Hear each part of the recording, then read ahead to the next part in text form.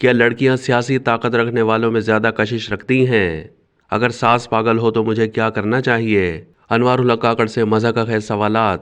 اگر آپ social media پر فعال ہیں تو آپ کی نظروں سے نگراں وزیر اعظم انوار الحق کاکڑ کی ایک ویڈیو تو ضرور گزری ہوگی، جس کے آغاز میں وہ کہتے ہیں کہ میرا نام انوار الحق کاکڑ ہے اور میں یہاں آپ کے چند سوالوں کے جواب دینے کے لیے موجود ہوں۔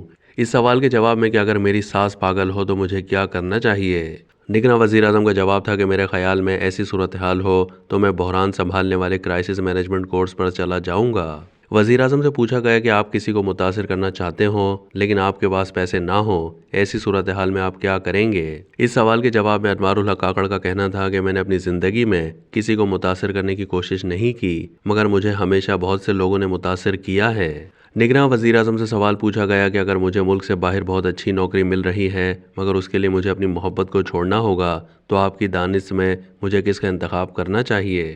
جس کے جواب میں انہوں نے کہا کہ میرے خیال میں آپ کو محبت قسمت سے اور نوکری قابلیت کی بنیاد پر ملتی ہے۔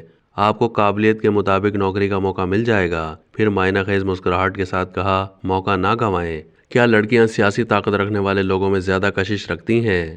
اس سوال کے جواب میں ان کا کہنا تھا کہ میرے خیال میں شاید مجھے نہیں معلوم۔